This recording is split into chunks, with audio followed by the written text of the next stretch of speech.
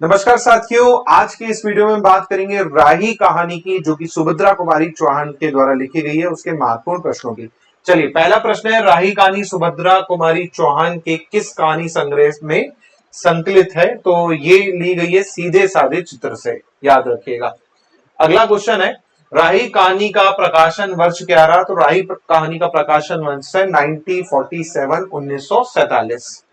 अगला प्रश्न, निम्नलिखित में से कौन सा कथन राही कहानी के संदर्भ में असंगत है?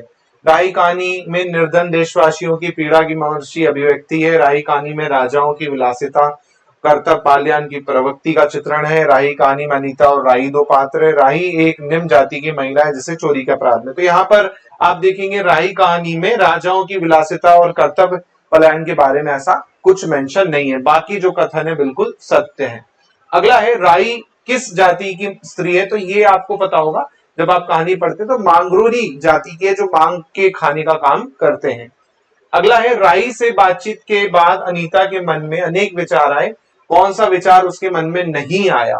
तो देश के किसी प्रकार स्वतंत्र किया जाए, कुछ लोग आराम की जिंदगी जी रहे हैं, चोरी कर कर कुछ पेट पाल रहे हैं, उनकी जिंदगी क्यों बिताते हैं? इसी प्रकार एक ही देश के निवासियों को खाने पहनने का समान अधिकार मिलना चाहिए। फिर सरकारी वकील की चातुर्य पूर्ण के कारण छोटे छोटे बच्चों की माताएं जेल भेज दी गई। तो यहाँ पर आप देखेंगे, जब उसने बात की तो देश की आजाद कैसे करवाया जाए, स्वतंत्र कैसे करवाया, इसका विचार नहीं आया। जो राही की ओरिजिनल कहानी थी, राही के बारे में ही वो क्या रही, सोच रही थी। अगला है, सुभद्रा कुमारी चौहान को हिंदी साहित्य सम्मेलन में किस पुरस्कार से सम्मानित किया गया था? तो याद रखिएगा, उन्हें सेक्सरिया पुरस्कार से क्या किया गया था? सम्मानित किया गया था।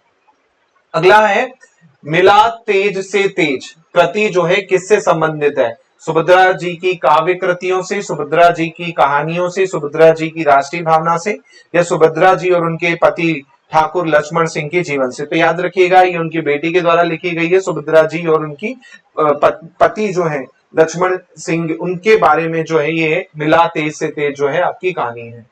अगला है, कल तक जो खद्दर भी नहीं पहनते थे, बात बात पर कांग्रेस का मजाक उड़ाते थे, कांग्रेस के हाथों में थोड़ी शक्ति आते ही वो कांग्रेस भक्त बन गए, खद्दर पहनने लगे, यहां तक कि जेल में दिखाई पड़ने लगे, ये कथन किस राजनीतिक प्रवृत्ति की ओर संकेत करता है? तो देशभक्ति का तो है नहीं, सत्ता भक्ति, दल बदलने की प्रवृत्ति और स्वार्थ सिद्धि के लिए देशद्रोह। तो यहां पर आप देखेंगे तो सत्ता भक्ति जो है, सत्ता में रहने के लिए क्या है यहाँ पर कहा गया है इस कथन के अनुसार।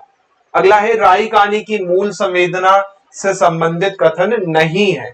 तो पहला है, सच्ची देशभक्ति इन गरीबों के कष्ट निवारण में है। दूसरा, मानवता से बढ़कर कोई धर्म नहीं, आजादी हमारी प्राथमिकता होनी चाहिए। तीसरा है, अशिक्षा और अज्ञानता को मिटाकर निर्धन वर्ग का जीवन लक्ष्यबद्ध बनाना चाहिए। तो यहाँ पर कथन सही नहीं बोला है, तो आजादी वाला यहाँ पर आप देखेंगे तो हो जाएगा, क्योंकि पहला तो है भाई कि आजादी गरीबों का कष्ट मिलाकर मिलेगी और मानवता से बड़ा कोई धर्म नहीं है, ये नहीं है कि आजादी हमारी प्राथमिकता होनी चाहिए। अगला प्रश्न है, अनीता अपने स्वप्न को सच्चाई में परिवर्तित करने की एक मधुर कल्पना लेकर घर चली गई, इस कथन में किस सपने की ओर संकेत था? तो पहला, देश को आजाद करने को लेके, तो ऐसा बिल्कुल नहीं है। दूसरा है, भीख मांगकर चोरी करने जीने वाले के जीवन को लक्ष्यबद्ध करने का। तो बी ऑप्शन यहाँ पर आप देखेंगे तो बिल्कुल सही हो जाता है। ऐसे ही और प्रश्नों के लिए, ऐसी और कहानी के लिए जो कि इंपॉर्टेंट है आपके एग्जाम के लिए, मुझे फॉलो करें। चैनल पे नए हैं तो सब्सक्राइब करें। जय हिंद, जय भारत। मिलता हूं मैं नई कहानी में।